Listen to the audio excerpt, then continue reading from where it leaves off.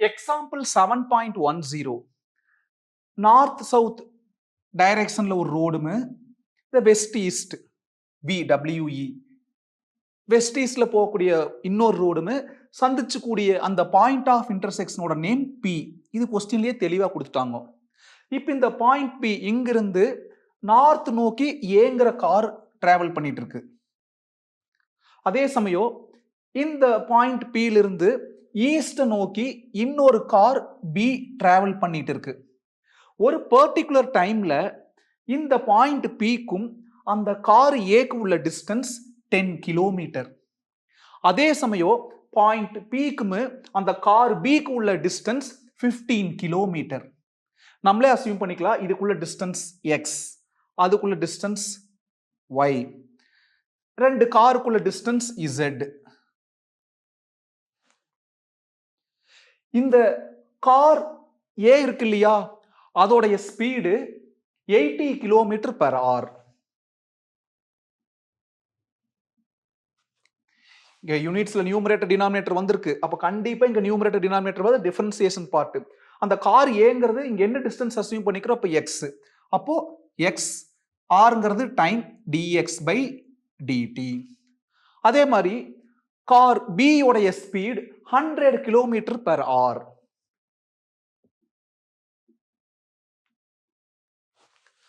இந்த டிஸ்டன்ஸ் என்ன அஸ்யூம் பண்ணிக்கிறோம் y. அப்ப அதுல இருக்கக்கூடிய மாற்றம் dy by dt. ஆர்ங்கிறது கீழே டைம், கிலோமீட்டர்ங்கிறது டிஸ்டன்ஸ். அங்க நியூமரேட்டர் டினாமினேட்டர், இங்கே நியூமரேட்டர் டினாமினேட்டர். இப்போ அந்த ரெண்டு கார்க்கு பிட்வீன்ல இருக்கக்கூடிய ரேட் ஆஃப் சேஞ்ச், அதாவது dz by dt என்னன்னு கேக்குறாங்க. How fast is the distance between the cars changing? சேஞ்சிங்னாலே டிஃபரன்சியேஷன். ரெண்டு காருக்குள்ள டிஸ்டன்ஸ் z. அப்ப அந்த zல ஏற்படக்கூடிய மாற்றம் dz by dt. இது ஒரு ரைட் ஆங்கிள் ட்ரையாங்கிள். அப்ப தாராளமா பித்தாகரஸ் தியரம் யூஸ் பண்ணிக்கலாம். 90க்கு opposite hypotenuse, hypotenuse square equal to மீதி ரெண்டு சைடு ஸ்கொயர் பண்ணி ஆட் பண்ணணும். மீதி ரெண்டு 10ம் 15ம், அதாவது xy 10 15 ஸ்கொயர் பண்ணி ஆட் பண்ணணும். 10 square plus 15 square z square equal to 100 plus 15 ஸ்கொயர்னா 225. z square equal to 325. Square அங்க போறப்போ square root z equal to root over 325. 325 factorise பண்ணா 5th டேபிள்ல 65 டைம்ஸ், திரும்ப 5th டேபிள்ல 13 டைம்ஸ். 325 நாள் ஒண்ணுதா, 5 into 5 25 into 13 நாள் ஒண்ணுதா. ஏன்னா 25 into 13 அதே 325 வரும். z equal to ரூட்டை மல்டிப்ளிகேஷன் டிவிஷனுக்கு பிரிக்கலாம். 25 பிரிக்கிறப்ப 5, ரூட் 13 பிரிக்கிறப்ப அதே ரூட் 13. அப்ப zங்கிறது 5 ரூட் 13 கிலோமீட்டர். திரும்பவும் அதே பித்தாகரஸ் தியரம் யூஸ் பண்ணி நமக்கு தேவையான dz by dt கண்டுபிடிச்சுக்கலாம். 90க்கு ஆப்போசிட் ஹைபாட்டனியூஸ், அதாவது z square equal to x square plus y square.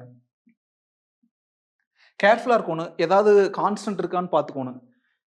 Car நகர்றப்போ எக்ஸ்லயும் மாற்றம் நடக்குது, சேஞ்ச் நடக்குது, ஒய்லயும் சேஞ்ச் நடக்குது. அந்த Z இது இங்க வரப்போ அது அங்க போகும், அது அதிகமாகு கம்மியாகு. ஸ்பீடு அதிகமாயிட்டே இருந்தா அது அதிகமாயிட்டே போகும். இல்ல ஸ்பீடு இங்க கூடுதல் குறைதல் வரப்போ அங்கேயும் இன்க்ரீஸ் ஆகு, டிக்ரீஸ் ஆகும். அப்போ மூணுலயுமே மாற்றம் நடக்குது. எக்ஸ் மாறுது, ஒய் மாறுது, Z மாறுது. அப்ப இங்க எதுவுமே கான்ஸ்டன்ட் இல்லை. ஆனா ஒரு லேடர் சம் பார்த்தோம் இதே மாதிரி. அந்த ஏணி சரிஞ்சு விழுகிறப்போ ஏணியில எந்த சேஞ்சும் நடக்காது. அப்ப Z அங்க கான்ஸ்டன்டா ட்ரீட் பண்ணிப்போம். அதை ஞாபகம் வச்சுட்டு இங்க எங்காச்சும் Z கான்ஸ்டன்ட்னு தப்பா முடிவு பண்ணிடாதீங்க. எல்லாத்துலயும் இன்க்ரீசிங்கோ டிக்ரீசிங்கோ ஏதோ ஒரு மாற்றம் நடக்குது. அப்போ இங்க மூணுமே வேரியபிள். எல்லாம் with respect to the time தான் கொடுத்துக்கிறாங்க. அப்ப தாராளமா எதால டிஃபரன்சியேட் பண்ணணும், டைமால தான் டிஃபரன்சியேட் பண்ணணும். Differentiate with respect to time, டீயால டிஃபரன்சியேட் பண்ணணும். டீயால டிஃபரன்சியேட் பண்ணா டி ஸ்கொயர் தான ஃபார்முலா, டீக்கு பதிலா Z. அப்ப அந்த Z டீயா ட்ரீட் பண்ணிக்கலாம், டி ஸ்கொயர். பவர் கீழே வந்துட்டு ஒன்னு கம்மியாகுது 2, அந்த டீங்கிறது என்னது Z, பவர்ல ஒன்று கம்மியான 1 எழுதணுங்கிற அவசியம் இல்லை. எதை இன்னொன்னா ட்ரீட் பண்ணியிருந்தோமோ அதை இன்னொருக்கா டிஃபரன்சியேட் பண்ணி மல்டிபிளிகேஷன் ஒன்று.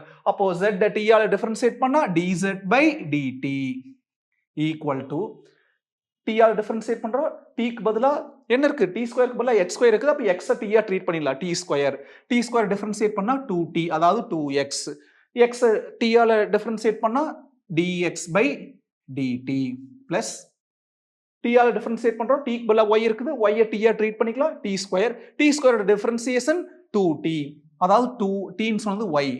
எதை t யா ட்ரீட் பண்ணியிருந்தா y, அதை திரும்ப டிஃபரன்ஷியேட் பண்ணி மல்டிப்ளிகேஷன் எழுதணும், அது செகண்ட் டைப். y ய t ஆல டிஃபரன்ஷியேட் பண்ணா dy by dt. எல்லா டேர்ம்லயும் 2 இருக்கு, அப்போ 2 ஆல டிவைட் பண்ணிக்கலாம், அந்த மேல இருக்கிற 2 காணாம போயிடும். 2 ஆல் டிவைட் பண்றப்போ கீழ இருக்கிற 2 மேல இருக்கிற 2 கேன்சல், மீதி z dz by dt equal to x dx by dt. ஏன்னா கீழ இருக்கிற 2 மேல இருக்கிற 2 கேன்சல், இங்கே அதே மாதிரி தான், கீழ இருக்கிற 2 மேல இருக்கிற 2 கேன்சல், மீதி y dy by dt. இப்போ கொடுத்துக்கிற எல்லாத்தையும் ரீப்ளேஸ் பண்ணிக்கலாம். z க்கு பதிலா 5 root 13, z க்கு பதிலா 5 root 13, அந்த பக்கத்துல இருக்கிற dz by dt மறந்துடாம எழுதிக்கோணும். dz by dt equal to x into dx by dt. x ங்கிறது 10, dx by dt ங்கிறது 80, அப்ப 10 into 80 plus இங்க plus இருக்குது, y into dy by dt. y ங்கிறது 15, dy by dt ங்கிறது 100, அப்ப 15 into 100. 5 root 13 dz by dt equal to 10 into 80, 800 plus 15 into 100, 1500. 5 root 13 dz by dt equal to 1500 plus 800, 2300. Fifth table cancel பண்ணா 4 times 20, அப்போ 23 ல 20 போனா reminder 3, 30 ங்கிறது 6 times ஒரு 0. dz by dt equal to அந்த root 13 கீழ போயிரும், 460 by root 13. கீழ ரூட்ல வந்தா கான்ஜுகேட் எடுத்து மேலே இங்கேயே மல்டிப்ளை பண்ணிக்கலாம், into root 13 by root 13 equal to 460 into root 13 அப்படிங்கிறது 3.61. root 16 ங்கிறது 4 விட கம்மியா இருக்கு, 3.61, பட் இது எக்ஸாக்ட்டா ஞாபகம் வச்சுக்கோங்க best. by root 13 into root 13, root 13 square root cancel ஆயிடுச்சுன்னா 13. இதை மல்டிப்ளை பண்ணி டிவைட் பண்ணோம்னா என்ன கிடைக்கும்னா 127.7 கிடைக்கும். இதுதான் dz by dt. zங்கிறது டிஸ்டன்ஸ் கிலோமீட்டர்ல இருக்கு, டைம்ங்கிறது ஒவ்வொன்றிலையும் ஆர்ல இருக்குது. என்ன கன்க்ளூஷன், டிஸ்டன்ஸ் பிட்வீன் zங்கிறது என்னது, டிஸ்டன்ஸ் பிட்வீன் 2 cars. ஆன்சர் பிளஸ்ல வந்திருக்குது, அப்போ ஸ்பீடு ஜாஸ்தியா இருக்கு. Distance between 2 cars increasing at a rate of 127.7 kilometre per hour. Conclusion கொடுத்துக்கலாம், டிஸ்டன்ஸ் between 2 cars, ஆன்சர் பிளஸ்ல வந்தங்காட்டி increasing at a rate of 127.7 kilometer per hour.